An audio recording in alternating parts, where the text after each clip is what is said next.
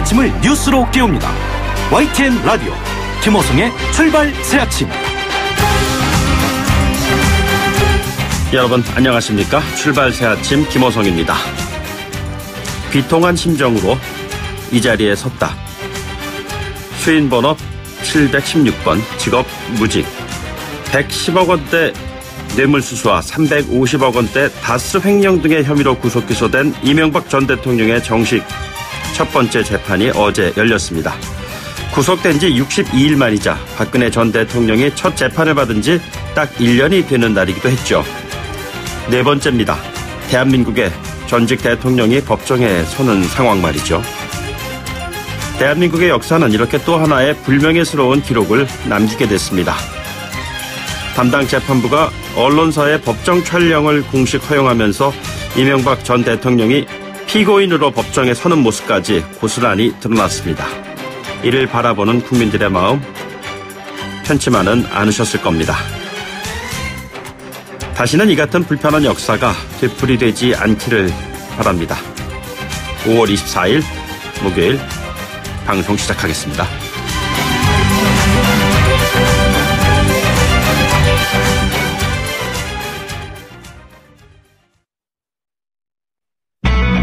YTN 라디오 김호성의 출발 새아침. 네, 지금까지 들어온 뉴스 시사평론가 이정훈 박사와 함께 알아보겠습니다. 안녕하십니까? 네, 안녕하세요. 예, 마침내 풍계리 갔습니다. 예, 그렇습니다. 예, 근데 가는 길이 꽤 힘든 모양이죠. 그런 모양입니다. 네네. 무려 16 내지 19시간 걸린다고 하니까요. 대단해요. 예. 예. 그러니까 그만큼 이제 북한의 철도 사정이 안 좋다. 예. 이렇게 이제 볼 수 있는 건데 우리 기자단 참 돌고 돌아 베이징까지 갔다가 어제 겨우 합류를 했고요. 어제 저녁 7시쯤에 그 기자단 태운 특별 열차가 일단 출발을 했다고 합니다. 예. 이르면 오늘 오전에 이제 현장에 도착할 것으로 이렇게 추정이 지금 됩니다. 네네. 북측 관계자가 설명한 바에 따르면 오늘 일기 상황이 좋으면 행사를 할 수도 있다. 이렇게 얘기를 했다고 그러고요. 김정은 위원장이 이 행사에 참관할 가능성도 일단 제기는 되고 있습니다. 아, 그렇습니까? 예. 이게 지금 그 원산 비행장에서 내려서 육로로 다시 이제 가서 도보로 가는 것까지 다 그 포함하는 시간이 거의 16시간에서 19시간이 걸린다는 얘기예요. 네, 그렇습니다. 네. 뭐 굉장히 먼 거리고 하루에 3분의 2 정도를 그렇네요. 소비를 해야 하는 거죠. 그러니까 기차가 밤사이에 달려서 가는 겁니다. 예, 아무튼 이거 폐기 행사 참관 가능성이 지금 있다고 하는데요. 김정은 위원장의 관심이 큽니다. 예, 한미 정상회담에서 트럼프 대통령이 북미 정상회담 연기 가능성 언급을 해서요. 어제 참 뭐 많은 얘기가 있었는데요. 어쨌거나 이게 열리게 되기 전에 마지막 실무 접촉 있지 않겠습니까? 예, 이게 좀 조만간 열린다는 거죠. 예. 트럼프 대통령이 이제 한미 정상회담 직전 이제 기자들하고 갑자기 또 돌발 기자회견으로 이렇게 진행이 됐는데 조건들이 충족되지 않으면 회담이 열리지 않을 거다. 네네. 회담이 안 열리면 아마도 뭐 다음에 열릴 거다. 이렇게 또 언급을 했어요. 그러니까 결국은 이제 연기 가능성을 이제 내비친 건데 그 이후에 또 이제 트럼프 대통령이 기자들이 계속 또 질문을 하니까 추가로 또 발언한 내용이 좀 알려지고 있습니다. 다음 주 알게 될 것이다. 네네. 트럼프식 그 개봉박두. 글쎄요. 또 이번에도 또 등장했습니다. 이런 속에 이제 워싱턴 포스트가 이제 보도를 한 내용인데요. 조지프 헤이긴 백악관 부비서실장하고 미라 리카르델 국가안보 부보좌관이 이번 주말에 싱가포르로 간답니다. 그래서 북한 당국자들하고 만나서 이 실무 접촉을 이제 실제로 한다는 거고요. 이게 워낙은 미국 쪽에서 제안을 해서 한번 이루어질 뻔했다가 북측이 이렇게 참여를 하지 않아가지고 무산이 한번 됐다 그래요. 그러니까 힘겨루기를 좀 이제 한 게 아닌가 이렇게 보여지고 이번에 이제 북한 당국자들하고 만나면 정상회담의 의제 또 의전 이런 부분을 논의를 한다 그럽니다. 그러니까 역시 관심은 의제 아니겠습니까? 이 협상 결과에 따라서 이제 리비아 모델이 아닌 트럼프 모델의 윤곽도 좀 더 구체적으로 드러나지 않을까 이렇게 좀 이제 보이는데 트럼프 대통령이 이렇게 언급하긴 했죠. 일괄 타결식이 더 좋으며 물리적 이유가 있더라도 단기간에 이루어져야 한다. 그러니까 단계적으로 가더라도 그 기간을 어떤 초단기로 일단 끝내겠다라는 네네. 게 트럼프 대통령의 생각인 것으로 보입니다. 네, 뭐 진전되는 내용이 정말 궁금한데요. 뭐 국내 상황 언급하지 않을 수가 없는데 국회가 열렸는데 개헌안 표결이 이루어지는 건가요? 네. 이게 지금 이제 정세균 의장은 일단 오늘 오전 10시에 본회의를 소집해 놓은 상태입니다. 예, 예.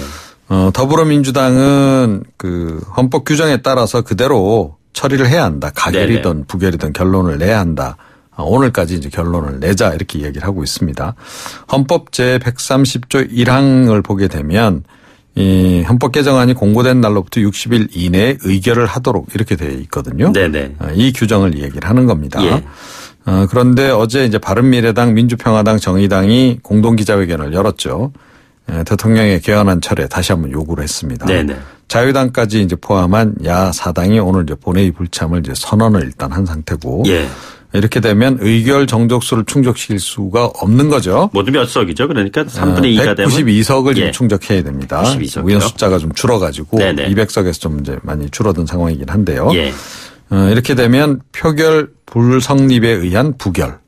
뭐 이렇게 결론이 날 가능성이 좀 높다. 예. 이런 관측입니다. 그러니까 이제 성원이 되지 않는 거군요. 그렇게 되면. 그렇습니다. 예. 네.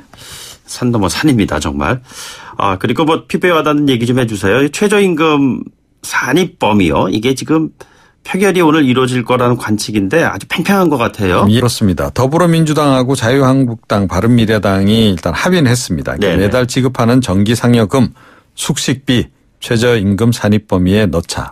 이렇게 예. 이제 결론을 내렸습니다. 그런데 민주노총하고 정의당 쪽에서는 최저임금위원회에서 재논의를 하자. 예. 라고 지금 이제 계속 반대를 해왔습니다. 네네. 한국경영자총협회 역시 이 그 재논의 방침에 처음에 찬성을 했었거든요. 예, 예. 그러니까 노사합의 정신에 따르자. 뭐 이제 이런 취지였는데 민주노총이 이제 국회 논의에 대해서 좀 문제 제기를 하면서 사회적 대화 불참을 이제 선언했습니다. 이렇게 되면서 경청 쪽에서 하루 만에 입장을 바꿨습니다. 그래서 국회 표결 찬성 쪽으로 이렇게 돌아선 그런 그 상황이고요. 네네. 중소기업 중앙회는 이미 이제 국회에서 처리해야 한다라는 네네. 입장을 좀 표명한 바가 있습니다. 오늘 오후 9시에 지금 국회 환경노동위원회 고용노동소위원회가 다시 열립니다. 그래서 네네. 최종 타결을 이제 시도할 것으로 이렇게 보이고 이 소위 직후에 곧바로 이제 표결이 이루어질지도 모른다. 네네. 는 얘기가 지금 흘러나오고 있습니다. 예. 민주노총은 농성에 돌입을 했고 한국노총도 대통령 단독 면담을 지금 요청해 놓은 그런 그 상황인데요. 네네. 그런데 실제로 지금 이 더불어민주당하고 자유한국당, 바른미래당이 그러니까 전기상여금하고 숙식비 최저임금 산입범위에 넣는 것에 이제 합의한 배경에는 이게 비정규직 대부분의 비정규직에는 실제로 별로 이렇게 이게 해당이 안 한다는 거죠. 예, 예. 그러니까 상여금이나 숙식비 지원 자체가 아예 없기 그렇죠. 때문에 예. 결국 정규직에 해당하는 얘기인데 이것도 결국 좀 이제 그 있는 근로자 네네. 편을 지금 노동계가 드는 거 아니냐라고 네네. 하는 지적도 일각에서 지금 나오고 있긴 합니다. 예, 이 현행법상의 최저임금은 그러니까 안 들어가는 거예요. 그런데 이거를 지금 산입시키자고 하는 거잖아요. 예, 그렇습니다. 근데 어떻게 보면 노동자 확대, 보호 이런 차원에서는 그 노동계에서 입장을 지금 잘 정해야지 그렇지 않으면 뭐 여러 가지 여론의 그 향방에 따라서 많은 또 찬반 양론이 좀 엇갈릴 것 같아요. 지금 예, 보면. 그렇습니다. 예. 네. 예, 그리고 또 웹툰을 불법 유통한 운영자가 있었다고요? 네. 그래서 부산경찰청 사이버수사대가 네. 그 이른바 그 밤토끼 운영자 허모 씨 이제 구속을 했습니다. 또 2명 직원도 이제 불구속 입건했고 또 캄보디아로 또 달아난 직원들이 있나 봐요. 예, 예. 지명수배 2명을 지금 한 상태인데 2016년 10월부터 미국의 서버하고 도메인을 둔 불법 웹툰 사이트 네네. 밤토끼를 개설을 해서 국내 웹툰 한 9만여 편을 불법으로 올린 겁니다. 네네. 그래서 이제 그 배너 광고료로 한 9억 5천여만 원을 받아 챙긴 예, 예. 그런 혐의고요. 그런데 이 사이트에 굉장히 많은 사람들이 접속을 했다 그래요. 네네. 한 달 평균 3,500만 명. 예. 하루 평균 116만 명이 접속을 했고. 엄청난 인원이 접속했군요. 한국콘텐츠진흥원에 따르면 그 피해액이 지난해만 하더라도 2,400억 원 규모. 예. 그러니까 웹툰 작가들에게 이제 상당수가 돌아가야 될 그런 이익을 이 사람들이 중간에서 가로챈 거나 다름없는 네네. 그런 그 상황이 된 거죠. 예, 예. 이렇게 이제 범인이 검거되니까 유명 웹툰 작가들이 지금 감사 웹툰을 또 제작해서 올리고 있는 그런 또 상황입니다. 아, 이게 왜 감사 웹툰이라는 건 뭐를 의미하는 거죠? 그러니까 이 범인을 잡아서 우리가 이제 피해를 이제 안 입게 됐다. 예, 예. 감사하다. 예. 이런 취지의 웹툰을 또 만들어서 올리고 있다 그럽니다. 개인들의 창작물인데 저작권과 관련된 걸 이렇게 가로채는 건 정말 참 범죄예요. 이거는 정말. 네, 그렇습니다. 예, 알겠습니다. 오늘 뉴스 브리핑은 여기까지 듣도록 하겠습니다. 고맙습니다. 네. 네, 지금까지 이종훈 시사평론가였습니다.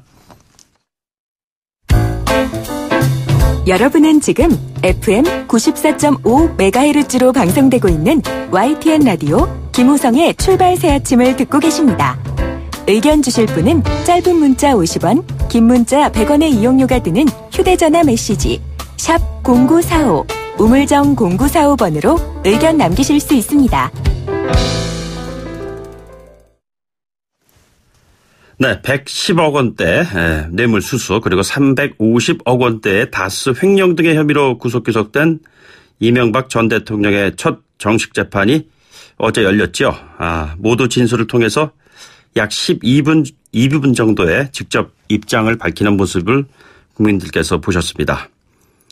모두 주목하셨겠습니다만 그 가운데 오늘은 MB 저격수로 불리기도 했던 분을 연결하겠습니다. 더불어민주당 박영선 의원 연결돼 있습니다. 안녕하십니까? 네, 안녕하세요. 네. 예, 누구보다도 감회가 좀 크셨을 텐데요. 이 관련돼서 예전에 보면 박 의원께서 발언하시면서 눈물을 보이시는 모습을 많은 시청자들이 봤던 그 기억도 좀 생생합니다. 이명박 네. 전 대통령의 발언 들으시면서 간단하게 소회 먼저 좀 한번 말씀해 주시죠. 네. 어제가 노무현 대통령 서거 9주기 날이었습니다. 네네. 그런데 바로 그날 이명박 전 대통령이 법정에 또 섰다라는 그런 그 사실만 가지고도 이것이 인연이냐 악연이냐 이런 표현들을 많이 하시지 않았습니까? 네네. 그런데 저는 이명박 전 대통령의 업보다라는 그런 생각을 했습니다. 네. 그런데 어제도 보면 그 법정에 나와서 이 업보에 대해서 아직 반성 없이 그동안 늘 그래왔던 것처럼 또 다른 연출을 하고 있구나 하는 그런 생각을 하면서 좀 마음이 많이 씁쓸했죠. 네. 네. 비통한 심정으로 이 자리에 섰다 이렇게 그 당사자는 밝혔어요. 네. 업보다라고 판단하시는 거하고는 또 당사자의 입장은 굉장히 많이 다른 것 같아요. 그럼. 지금까지 늘 그래 왔지 않습니까? 그리고 그 국가를 위해서 국민 앞에 헌법을 준수한다고 맹세한 사람이다. 이렇게 이제 시작을 했는데요. 사실 국가를 사유화했던, 그러니까 정말 다시는 이런 일이 있어서는 안 되는 그러한 대통령이었다라는 생각이 많이 들고요. 예. 정말 이번 어떤 재판이 진짜 공정하게 이루어져서 네네. 정말로 앞으로 대한민국 역사에 이런 일은 다시는 있어서는 안 된다라는 그런 생각을 합니다. 네. 예, 그럼 본격적으로 구체적인 질문을 좀 드리겠습니다. 이런 얘기를 했어요. 제 상식으로 도저히 이해할 수 없는 게 다스 소유 부분이다. 다스는 네. 형님 회사다. 자, 이 강력한 부인이 있었어요. 어떻게 보고 계시는지요? 저는 이 부분도 본인이 스스로 자초한 업보다라고 생각합니다. 예. 왜냐하면은요, 이 다스의 BBK 투자금 회수를 위해서 본인이 미국의 김백준의 대리인을 통해서 소송을 시작을 하면서 이것이 이제 문제가 불거지기 시작하는 것이거든요. 예. 미국의 그 소송 기록을 보면 판사가 다스가 본인 소유라는 것을 입증하라고 계속 요구를 합니다. 네네. 그래서 처음에는 이것을 입증합니다. 이 회사가 내 거다라고. 그런데 미국에서 이 소송 기록이 공개된다는 사실을 그때까지는 몰랐던 것 같습니다. 예. 제가 이 소송 기록을 미국의 법원으로부터 받아서 이것을 공개하기 시작하니까 네네. 어느 날 갑자기 다스가 자기 회사라고 주장하는 것들을 멈춰버립니다. 예, 예. 그래서 처음에 미국에서 이 재판에서 지죠. 네네. 그리고 나서 대통령이 되고 나서 이 다스의 BBK 투자 자금을 회수하기 위해서 국가의 공권력을 동원하고 직권을 남용을 하고 네네. 그렇게 해서 이 투자금을 다시 받지 않습니까? 네네. 회수를 하지 않습니까? 그리고 이 과정에서 삼성이 소송 비용을 대납했다라는 뇌물 혐의가 이렇게 연결되는 것입니다. 예. 네. 근데 형님 회사라고 얘기하면서요.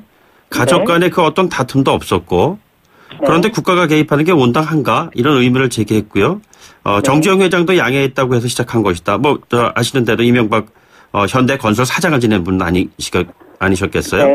네. 자, 이렇게 그 근거를 대면서 부인을 했어요. 이 부분에 대한 판단은 어떻게 내려야 될까요? 그 회사 사장이 그 어떤 자기네 계열사의 자회사를 스스로 만든다는 것 자체가 온당치 못하지 않습니까? 예, 예. 그러니까 이 회사 다스 회사가 처음에 만들어졌을 때부터 그런 식으로 차명으로 이제 이 회사를 만들어 왔던 것이죠. 네네. 그리고 그것을 계속해서 평생 동안 거짓말을 해왔기 때문에 지금에 와서 이것을 이제 인정을 하기 시작하면 그동안의 모든 것이 무너지지 않습니까? 예, 예. 네. 그런 것들을 보면 저는 본인 스스로가 이 부분과 관련해서는 정말 국민 앞에 저는 사죄해야 되는 것 아니냐. 왜냐하면 2007년도에 대통령에 당선됐을 그 당시에서부터도 국민들에게 거짓말을 하고 당선이 된 것이기 때문에 저는 BBK 문제도 그렇고 저는 이 부분과 관련해서는 정말 진솔한 사과가 필요한 것이 아닌가 이렇게 생각하고 있습니다. BBK 지금 말씀하셔서 여쭙겠습니다만 말이죠.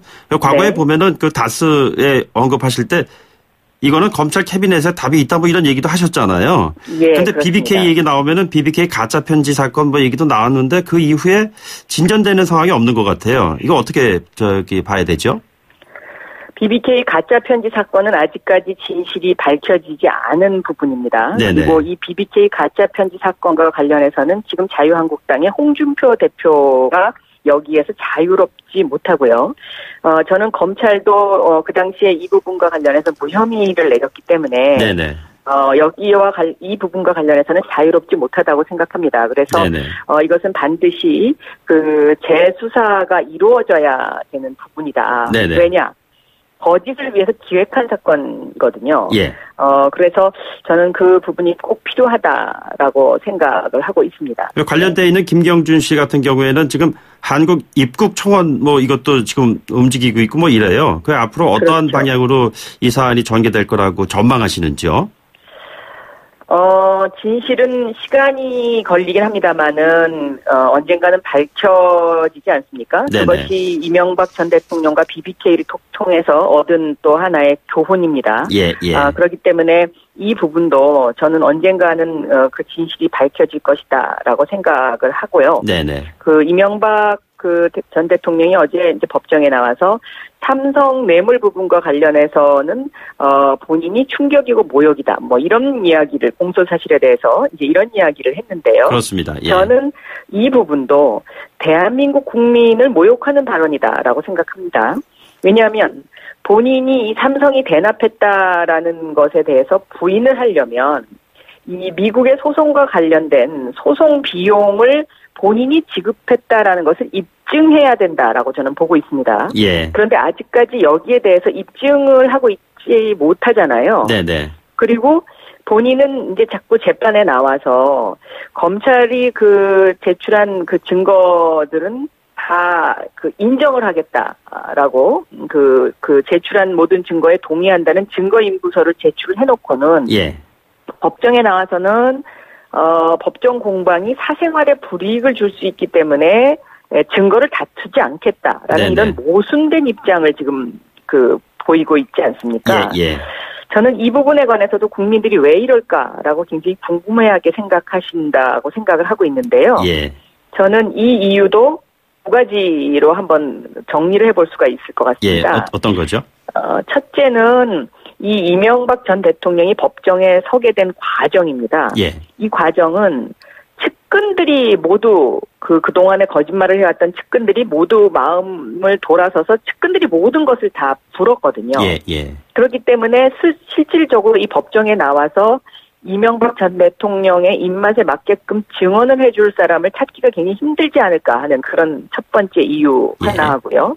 두 번째는 이 검찰이 제출한 모든 증거에 대해서 이것을 반박하려면 반박 자료를 스스로 만들어야 되는데 네네. 지금 반박 자료를 만들지 못하고 이 재판 자체를 정치적 재판으로 지금 끌고 가고 있는 그러한 모양새인데 그러한 이유 때문에 이명박 전 대통령이 이렇게 그 태도를 취하고 있다라는 생각을 하고 있습니다.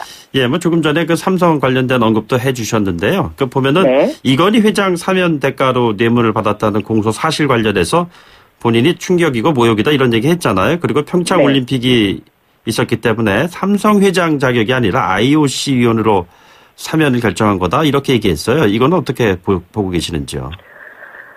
그것은 이학수 전 삼성 부회장이 스스로 이건 자백하지 않았습니까? 김백준 당시 청와대 총무비서관이 대납을 요청을 했고 청와대 요청 이후에 미국 로펌에 다스 소송 비용 약 730만 달러, 한화로 약 45억 원가량을 대신 지급했다. 네네. 네, 그리고 대납 논의 과정에서 이건희 회장 특별 사면과 관련한 언급이 있었다라고 진술을 해서 이 진술 부분과 관련된 반박 자료를 저는 이명박 전 대통령이 스스로 밝혀야 되는데 이것을 밝히지 못하고 일어난 정치적인 이슈로 이것을 계속해서 치장하고 있다 이렇게 생각하고 있습니다. 예, 오늘 그 의원님 연결하신 김에요. 제가 좀 여쭤보고 싶은 건 이 사안 말고요.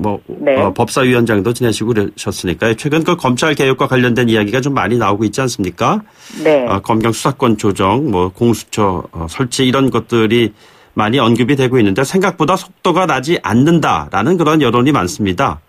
현 상황에서 어떠한 해법을 제시하실 수가 있으실까요? 네, 사실 검찰 개혁은 제가 법사위 간사와 위원장을 할 때에 그 한 차례 대대적인 어떤 개혁이 있었고 그 이후에는 사실 진척이 없는 것도 지금 말씀하신 것처럼 사실입니다. 네네. 그런데 이렇게 검찰 개혁의 지금 가장 큰 걸림돌이 자유한국당을 비롯한 야당의 어떤 그 반대죠. 그런데 이 자유한국당이 그동안에 이제 그 검찰의 그 어떤 고위 간부 내지는 이런 분들하고 연결고리가 이제 상당히 그 강하게 있어 왔던 것은 부인하기 힘들 거다라고 저는 생각을 합니다. 그러나 어쨌든 지금 국민들이 바라고 있는 것은 이 검찰과 개혁과 관련해서 대한민국이 좀 더 정의롭고 누구에게나 공정한 나라가 되기를 바라고 있기 때문에 저는 이 부분에 있어서의 그 개혁과 관련해서 검경 수사권 조정이라든가 하는 이런 어떤 부분, 그러니까 검찰에게 지나치게 권력이 지금 주어져 있는 부분들에 대해서는 반드시 개혁이 이루어져야 한다. 그리고 개혁은 언제나 의원님 정리 좀 해주셔야 되겠습니다. 네, 동반하고 있다는 점을 인지를 하고 좀 더 이 부분과 관련해서 국민들의 공감을 얻는 노력 이런 것들이 필요하다라고 생각하고 있습니다. 알겠습니다. 오늘 말씀은 여기까지 듣겠습니다. 고맙습니다. 네, 감사합니다. 네, 지금까지 더불어민주당 박영선 의원이었습니다. 1부 여기까지고요. 2부에 찾아오겠습니다. 소통의 아침을 여는 공정한 목소리 YTN 라디오 김호성의 출발 새 아침. 네, 출발 새 아침 2부 순서 시작합니다. 잠시 광고 듣고 오시겠습니다. 네, 어제 한미 정상회담에서 문재인 대통령과 트럼프 미 대통령은 다음 달 12일 싱가포르에서 열리는 북미 정상회담 성공을 위해 긴밀한 대화를 나눴죠. 일단 북미 회담을 차질 없이 준비하자는 데는 입장을 같이 했습니다. 하지만요, 트럼프 대통령이 정상회담이 열리지 않을 수도 있다 이런 발언을 했습니다. 아직 넘어야 할 산이 많다는 지적이 나오고 있는 배경인데요. 통일부 장관을 지낸 정동영 민주평화당 의원 전화로 연결해서 이야기 나눠보겠습니다. 의원님 안녕하십니까? 네, 안녕하십니까? 예, 어제 정상회담 소식은 워낙 많이 나와서요. 본격적으로 질문에 좀 들어가도록 하겠습니다. 조건이 충족되지 않으면 회담이 열리지 않을 수 있다. 이런 트럼프 대통령의 말에 이어서요. 또 백악관 기자들을 만나서는 개최 여부는 다음 주에 알게 될 것이다. 뭐 이런 발언을 했습니다. 이 연기 가능성 언급하는 건가요? 아니면 일종의 그 제스처인가요? 일단 밀고 당기기라고 봐야 되겠죠. 트럼프 대통령은 자신이 쓴 거래 기술에서도 혼돈을 협상 기법으로 들고 있는데요. 네네. 저는 일단 둘 다 북미 둘 다 너무 멀리 와 있기 때문에 돌아가기는 쉽지 않다 이렇게 생각합니다. 그리고 이번에 문재인 대통령의 촉진자로서의 역할 또 중재자로서의 역할이 먹혔다고 보기 때문에 저는 6월 12일 날 저희하고 관측을 합니다. 하지만 지금 미국 내부에서는 말이죠. 북한 비핵화 의지에 대해서 회의론도 정말 적지 않다고 하는데요. 그런 가운데 트럼프 대통령이 북미 정상회담에 대한 의구심이 커지고 있는 게 아니냐 이런 이야기가 있거든요. 북은 이미 전략적 결단을 했고 트럼프 대통령은 거래하기로 결심을 했다고 봅니다. 북의 전략적 결단은 핵 포기를 통해서 정상 국가의 길로 나오겠다는 그런 준비를 지금 차근차근 하고 있는 거고요. 그다음에 오늘로 예정된 풍계리 핵실험장 폐기도 바로 그 연장선에 있다고 볼 수 있죠. 또 트럼프 대통령 역시 참모들의 부정적 의견에도 불구하고 북이 원하는 북미 수교를 주고 그다음에 또 북이 원하는 ICBM 대륙간 탄도미사일과 핵 폐기를 얻어내겠다는 그런 거래를 성사시키겠다는 그런 결심을 한 것으로 보이기 때문에 6월 12일까지 남아있는 기간 동안 밀고 당기기는 계속 되겠지만 저는 큰 틀에서 거래는 성사될 것이다 이렇게 봅니다. 그렇다면 지금 말씀하신 전략적 결단이 트럼프 대통령이 지금 계속 언급하고 있는 충족되어야 할 조건 이 내용과 좀 연계돼 있다고 봐도 뭐 크게 틀리지 않은 건가요? 그러니까 거래 조건이라는 것은 처음부터 지금까지 얘기하고 있는 CVID, C 완전한, V 검증 가능한, I 되돌아갈 수 없는, D dismantlement 폐기라는 거죠. 그런데 이 말은 원래 북이 완강하게 거부해오던 용어였습니다. CVID.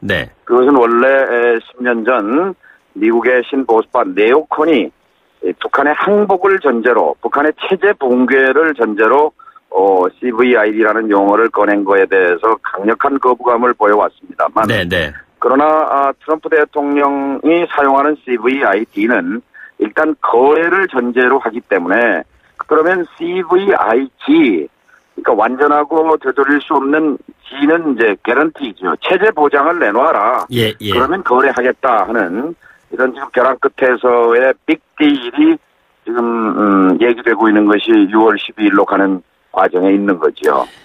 의원님 그럼 말씀하신 김에요. 이 트럼프식 모델에 대한 이야기가 많이 나오는데 리비아식 모델하고는 어떠한 차이가 있는 건가요?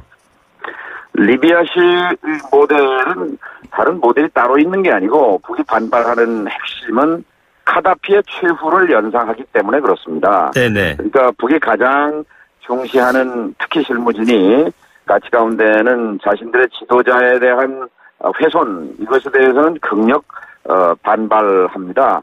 근데 리비아 모델이라는 것은 핵을 포기하고 나서 결국 비참한 최후를 맞은 카다피를 연상시키는 모델이기 때문에 어떤 경우에도 리비아식 모델로 규정되는 안을 받아들일 수가 없습니다. 핵 포기를 안 했으면 안 했지 리비아식은 받아들일 수 없다는 것이 북한의 완강한 입장이죠. 그렇다면 이 체제 보장에 대한 욕구가 북한에서는 그 어느 것보다 크다는 얘기일 텐데요. 어제 그 박지원 의원께서도 인터뷰를 통해서 체제 보장에 대한 트럼프 대통령의 공식 석상 언급은 대단한 성과다 이렇게 얘기를 했거든요. 그렇게 봐도 되겠습니까?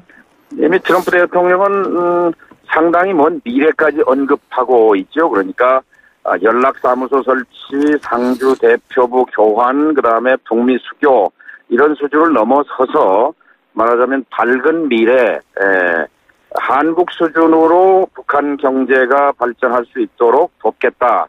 라는 데까지 나아가고 있기 때문에 네네. 이른바 김정은 위원장의 큰 꿈, 큰 그림, 사회주의 경제 부국을 만들겠다는 이 꿈에 대한 응답을 하고 있는 거지요. 예, 예. 그 말이 이제 진정성 있는 것이라면, 또 북한이 말하고 있는 핵 폐기가 진정성이 있는 것이라면 이제 거래는 성사되는 것이고, 이 사이에 있는 진정성이라는 그 부분이 이제 결국 이제 신뢰 문제 아니겠습니까? 예, 예. 미국은 북을 못 믿는 것이고, 북은 미국을 못 믿는 것이고, 이 불신 문제에 다리를 놓는 것이 바로 한국의 역할이고, 문재인 대통령의 이번 정상회담의 촉진자 또 중재자로서의 역할이었다고 생각합니다. 예, 보통 트럼프 대통령의 그 이야기를 들어보면요, 그는 안전할 것이고 행복해질 것이다. 이거는 체제 보장과 경제 지원에 대한 의지가 다 담겨 있는 것 같은데요. 이 같은 그 트럼프 대통령의 발언과 관련해서 북한은 지금 어떤 생각을 하고 있을까요? 지난 5월 8일 날 폼페이오 국무장관이 평양에서 김정은 위원장을 만나고 난 뒤에 김정은 위원장은 이렇게 말했습니다. 미국 측이 내놓은 새로운 대안에 대해서 만족한다 이렇게 말했거든요. 예, 예. 그러니까 분명히 완전한 핵 폐기에 대해서 미국이 내놓을 대안, 새로운 대안이라는 건 북한이 원하는 건 두 가지입니다. 하나는 체제 보장이고, 체제 네네. 보장은 다른 말로 하면 북미 수교인 것이고, 예, 예. 또 하나는 경제 발전인데 경제 발전을 위해서는 제재 해제거든요. 네네. 그러니까 북미 수교와 제재 해제에 대한 미국의 이정표 또는 미국의 생각을 밝혔다고 보는 것이 김정은 위원장이 만족한다라는 표현을 쓴 배경이라고 생각합니다. 예, 지금 북미 정상회담만 19일 정도 앞으로 다가왔는데요. 이번 주말에는 북미 간에 싱가포르에서 실무 접촉 가질 것이라는 그런 보도도 나왔습니다. 보통 이런 실무 접촉이 이루어지게 되면은 그 이면에 또 물밑 접촉 이런 것도 꾸준히 벌어지지 않겠습니까? 어떻게 전망하시는지요? 그렇죠. 일단은 발표문의 문귀를 조정하게 될 겁니다. 거기에서는 단어 하나하나를 놓고 신경을 씁니다. 10여 년 전에 9.19 공동성명, 당시에도 북경에서 있었던 6자 회담에서 핵포기와 북미 관계 정상화를 교환하는 협상이 될 때도 마지막 순간의 걸림돌은 평화 공존이라는 네 글자였습니다. 네네. 여기에 대해서 미국의 강경파 네오콘들이 반발했고 또 북한은 여기에 맞서서 이것 때문에 깨질 위기가 있었어요. 그런데 이것을 그때 이제 우리 측에서 대안을 제시했죠. 평화 공존이라는 말이 영어로는 이제 peaceful coexistence 이렇게 되는데 네네. 그 단어를 그럼 풀어서 쓰자. exist peacefully together. 이런 식으로 하면 평화 공존이라는 뜻은 들어가면서 평화 공존이라는 그 명사는 쓰지 않게 되는 것 아니냐 하는 대안을 내서 그걸 타결을 한 적이 있었는데요.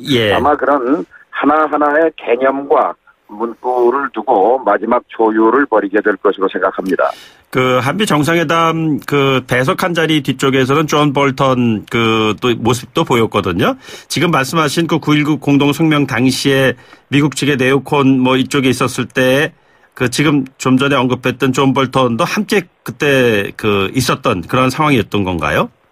9.19 공동성명은 미국의 대화파가 성사시킨 건데요. 24시간도 안 돼서 결국 그것을 쓰레기통에 던져버린 사람들은 네오콘입니다. 그 중심에 존 볼턴이 있지요. 그러니까 도로 봐서는 굉장히 꺼림칙하고 그러니까 뭔가 불길한 존재인 거예요. 그래서 폼페이오 장관이 평양을 다녀간 뒤에도 계속해서 볼턴으로부터 리비아식 모델이니 중거리 탄도미사일 문제, 생화학무기, 뭐 인권 문제까지 이렇게 의제가 넓혀지고 문턱이 높아지는 그런 상황에서 북으로서는 볼턴을 겨냥해서 이제 가만히 있을 수 없다. 이렇게 해서 북미 회담이 안 열릴 수도 있다. 이렇게 이제 부정적으로 나온 건데 결국 볼턴이라는 지뢰밭이 하나 터진 것이고 또 문재인 대통령의 이번 정상회담을 통해서 볼턴을 자제시키는 어떤 효과가 있었다고 저는 생각합니다. 마지막 질문 드릴게요. 그 트럼프 대통령이 언급한 시진핑 국가주석에 대한 이야기요. 그 김정은 국무위원장의 두 번째 중국 방문 이후 태도가 변했다. 뭐 이런 얘기도 있고 그런데 이 사안을 어떻게 바라보고 계십니까? 중국의 초기 제재 완화에 대한 견제용 발언이라고 생각합니다. 네네. 그리고 이 과정에서 한중 공조가 굉장히 중요한 몫인데요. 지금 그 점에서는 우리 정부가 조금 더 집중해야 할 필요가 있다고 생각합니다. 중국의 긍정적인 역할, 생산적인 역할이 반드시 필요하지요. 예, 알겠습니다. 오늘 말씀 여기까지 듣겠습니다. 고맙습니다. 예, 감사합니다. 네, 지금까지 민주평화당 정동영 의원이었습니다. 2부 순서 여기까지입니다. 뉴스 들으신 후에 저는 8시 10분쯤 3부에 다시 돌아오겠습니다.